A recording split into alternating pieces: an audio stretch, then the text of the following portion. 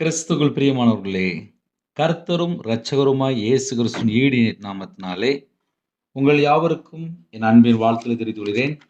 தேவன் அருளிய அப்பம் பிரேயர் மினிஸ்ட்ரி சேனல் மூலியமாக உங்களோடு சந்திப்பதில் மிகுந்த மகிழ்ச்சியடைகிறேன்.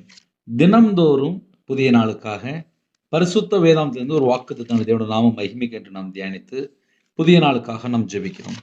இந்த நாளிலும் தேவன் நமக்கு தருகிற வார்த்தை, கிறிஸ்துவுக்குள் பிரியமானவர்களே, ஏசாயா 43 அதிகாரம் 25 வசனத்திலே, நான் நானே உன் மீறுதல்களை என் நிமித்தமாகவே குலைத்து போடுகிறேன், உன் பாவங்களை நினையாமலும் இருப்பேன். ஹல்லேலூயா. கிறிஸ்துவுக்குள் பிரியமானவர்களே, ஒரு குடும்பம் ஆசீர்வதிக்கப்பட வேண்டும் என்றால் 24 வசனத்திலே, உன் பாவங்களினால் என்னை சங்கடப்படுத்தி உன் அக்கிரமங்களினால் என்னை வருத்தப்படுத்தினாய் என்று எழுதப்பட்டிருக்கு. ஒரு குடும்பத்துல தேவனை வருத்தப்படுத்தும் போது அந்த குடும்பத்துல ஆசீர்வாதம் இருக்காது. அதே நேரத்துல கர்த்தரே சொல்கிறார், நான் நானே உன் மீறுதல்களை என் நிமித்தமாகவே குலைத்து போடுகிறேன், உன் பாவங்களை நினையாமலும் இருப்பேன். இன்னைக்குள்ள வாக்குத்தத்தம் என்ன தெரியுமா? உன் பாவங்களை நினையாமலும் இருப்பேன். நான் நானே உன் மீறுதல்களை என் நிமித்தமாகவே குலைத்து போடுகிறேன். அவர் பரிசுத்தமுள்ள தேவன்.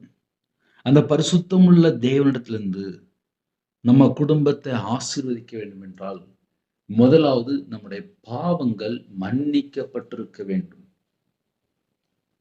நம்முடைய தேவன் இந்த நாளிலும் உங்களோடு பேசுகிறார்.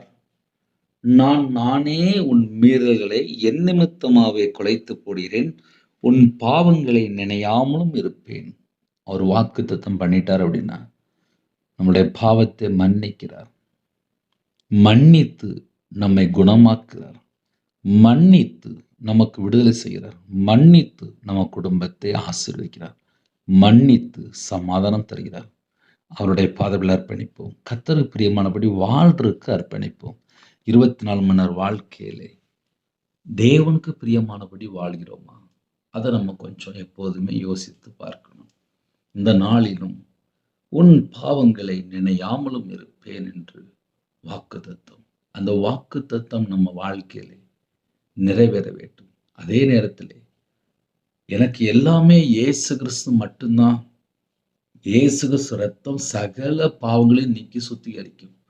ஒரு குடும்பம் ஆசீர்வதிக்கப்படணும் அப்படின்னா யாருமே தேவனை சங்கடப்படுத்தக்கூடாது.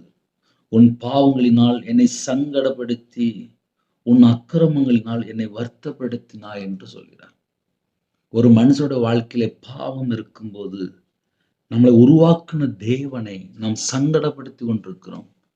நம்மளை உருவாக்குன தேவனை நாம் வருத்தப்படுத்தி கொண்டிருக்கிறோம். ஆனாலும் அவர் மன்னிக்கிற தேவனா இருக்கிறார். நம்ம மேல இரக்கமுள்ள தேவனா இருக்கிறார்.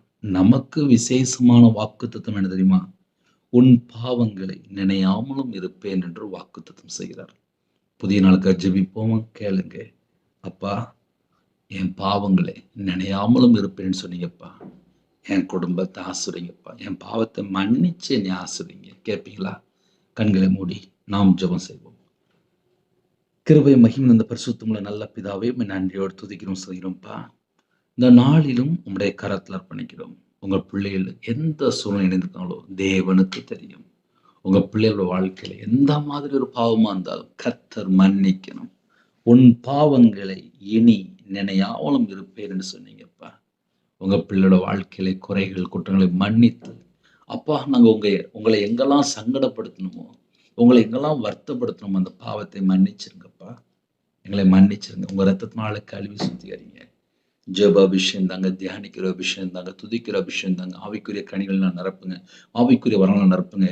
யாரெல்லாம் இணைந்து ஜெபிக்கிறாங்களோ பிதா குமாரன் பரிசுத்த நாமத்தினால முத்திரை போட்டு ஆசிரியங்க. உங்களுடைய கிருபையால் நிரப்புங்க, உங்களுடைய பிரசன்னத்தால் மூடுங்க, உங்களுடைய வல்லமையால் நிரப்புங்க. சிறு பிள்ளை முதல் கொண்டு முதியோர் எல்லாரையும் கர்த்தர் விசேஷமா அபிஷேகம் பண்ணி ஆசிரியங்க.